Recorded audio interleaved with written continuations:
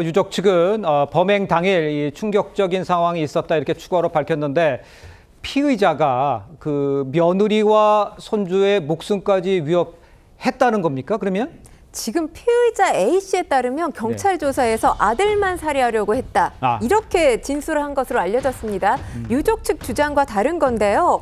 지금 생일 파티 마치고 함께 케이크를 먹던 중에 편의점에 잠시 다녀오겠다 이렇게 A씨가 이야기를 했다고 합니다. 그러고 나서 총기가 들어있는 가방을 들고 올라와서 피해자를 향해서 총을 2발 발사했다라는 것이 지금 피해자, 그러니까 유족 측의 입장입니다. 피해자의 지인에게도 2차례 방아쇠를 당겼는데 불발됐다는 겁니다. 이후에 피의자는 아이들을 피신시키고 숨어있던 며느리가 잠시 피해자를 구조하기 위해서 방 밖으로 나왔을 때 총기를 다시 재정비해서 며느리에게 소리를 지르면서 추격했다는 겁니다. 며느리가 다시 아이들을 보호하기 위해서 아이들이 숨어있는 방문을 잠궜는데 이때 수차례 문을 열 것을 시도했다고 해요. 나오라고 위협까지 했다고 하는데 문 여는 데는 실패했다는 겁니다.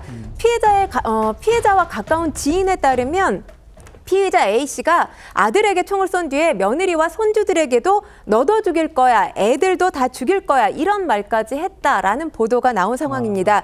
현재 경찰 지금 살인 예비나 미수 혐의를 추가로 적용할지 검토하고 있는 것으로 알려졌습니다. 알겠습니다. 시청자 여러분, 지금 저희는요 이 상황에 대해서 오늘 새롭게 나온 소식을 가지고 어떤 일이 있었는지 좀 제 상황을 좀 분석해 보고 있는 이런 상황입니다. 당시에요 범행 현장에는 아들 부부 있었죠. 또 손주 둘이 있었습니다. 여기에 며느리 또 며느리의 지인까지 6명이 있었습니다. 그러니까 모두를 대상으로 한 혹시 이 무차별 범죄를 할 상황이었다 이렇게 볼 수 있는 겁니까, 교수님? 네, 가능성은 굉장히 높아 보입니다. 일단은 그 며느리의 지금 입장문이 나왔잖아요. 그 며느리 입장문에서 보면 결국은 그러니까 문에다가 사격까지 했고 그다음에 막 소리를 지르면서 나오라고 했다. 방으로 도망을 갔더니 나오라고 했다라고 하면서 계속적으로 살해의 의도를 보였다라고 했습니다. 그래서 그 며느리와 또 그 손주들 그리고 또 지인까지 다 살해를 하려고 했었다라고 지금 일단은 진술을 하고 있어요. 그렇기 때문에 결국은 가족 모두를 향한 이제 무차별 범죄를 저지르고자 했던 것이 아닌가라는 그런 지금 의혹이 들 수밖에 없는데, 특히나 여기서 원래 이번에 생일 축하를 할 때 이게 지금 아들 가족들이 쌍문동에 있는 집으로 간다라고 했었다는 거예요, 원래는. 근데 꼭 내가 글로 찾아가겠다. 지금 인천 송도로 가겠다라고 계속 주장을 했다라는 거예요. 그러니까 이미 이제 어떤 살인의 의도를 갖고 있었고 유독 그 송도로 찾아가려고 했었다라는 점은 결국 이게 순간적인 감정에 의한 우발적 범행이 아니라 계획적인 범행으로 이제 보일 수밖에 없다라는 것이고요. 또 거기에 이제 살인 도구였던 그런 총열에 해당하는 그런 파이프가 11정이 이제 차량에 실려 있었고 또 집 같은 경우도 15개 이제 폭발물이 설치돼 있었던 점을 봤을 때는 결국은 굳이 찾아가서 계획적인 범행을 저지르려는 의도를 갖고 있지 않았나라고 생각할 대목입니다. 알겠습니다. 지금 좀 설명을 해주셨는데 원래는 지금 피의자인 아버지 집에 가서 생일 축하를 하려고 했다는 거예요. 그런데 아들 집으로 오겠다고 피의자가 굳이 고집을 해서 그리 갔다는 거 아니에요? 자, 이렇다면 이거는 글쎄 표현하기가 좀 그렇습니다만 어떤 이유라고 제가 여쭤볼게요. 그냥 어떤 이유라고 봐야 됩니까? 그러니까 지금 유족 측에서 주장하는 바를 이제 봐야 되는데 결국은 가정불화는 아니다라고 이제 완전히 부정을 하신 거거든요.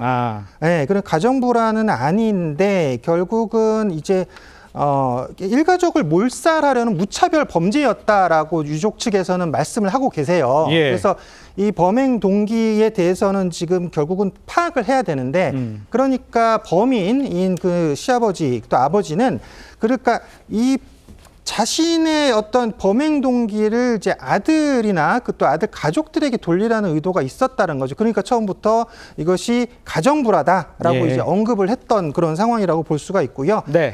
그래서 지금 좀 추가적인 원인 조사가 필요하다라고 볼 수 있는 거죠. 알겠습니다.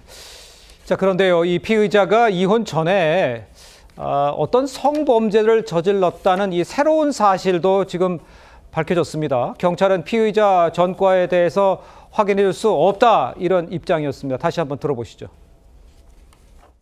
총기 관련한 전과나 정신력 전염 여부를 확인해 보셨나요? 총기 관련 전과는 없고요.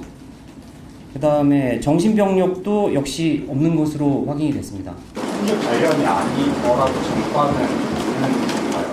이거는 저희가 확인해 드릴 수 없습니다. 어떤 범죄를 저질렀는지는 우리 권상희 평론가가 조금 설명이 좀 필요해 보입니다. 지금 법원이 1999년 6월에 이 피의자 A씨에 대해서 강간 등 상해 치상 등의 혐의로 징역 2년 6개월에 집행유예 4년을 선고했습니다. 예. A씨가 같은 해 2월에 이루어진 1심 재판부의 선고에 항소를 했는데요. 약 4개월 후인 2심에서 징역형 집행유예를 선고받은 것으로 파악됐습니다. 네. A씨 대법원에 상고를 하지 않은 것으로 알려졌는데요. 그러니까 A씨가 성범죄를 저지르고 나서 징역형 집행유예가 확정된 게 아까 말씀드린 1999년의 일입니다. 네. 전처와 이혼하기 1년 전의 일이었습니다. 그렇군요. 성범죄가 이 두 사람의 이혼 사유인지 이건 아직 잘 모릅니다. 하지만 유족도 이 피의자의 잘못으로 이혼은 했다 이렇게 주장을 했거든요. 피의자가 입을 다물고 있는 지금 이 상태, 구체적으로 상황을 알 수는 없겠지만요. 문제에 뭐가 발단이 됐을까? 이 부분에 대해서는 피의자가 문제다 이렇게 보면 이건 무방한 겁니까? 어떻습니까? 네, 피의자가 범행의 원인 제공자이고 범행의 실행자임은 뭐 분명한 사실이다라고 볼 수밖에 없고요. 네네. 지금 피의자가 완전 입을 다물고 있기 때문에 지금 현재로서 나와 있는 추가적인 정황 증거들은 이제 지금 유족들의 이제 발언들이거든요. 네네. 유족들의 발언들에서 보면 결국은 딱히 이유가 없는 상황에서 범행을 저질렀다밖에 결론이 안 나요, 지금 상황에서. 네. 그래서 어떤 동기가 없었는데 그냥 우리 가족을 몰살하려고 했다, 살해하려고 했다. 뭐 이런 진술들이었기 때문에 추가적인 어떤 정황 파악이나 조사가 필요할 것으로 보여지고 네. 또 여기 또 이제 이분들이 빨리 입장을 발표했던 유족들이 빨리 입장을 발표한 건 좀 우리나라에서 굉장히 큰 규모의 회사를 운영하시는 분들이잖아요. 그러다 그러니까요. 보니까 예. 이 회사 차원에서도 빨리 좀 대응을 한 것 같아요. 그래서 입장문을 빨리 내고 이것은 이제 피해자 가족의 문제가 아니라 피해자 개인의 문제다라고 말씀을 하신 것 같습니다. 알겠습니다.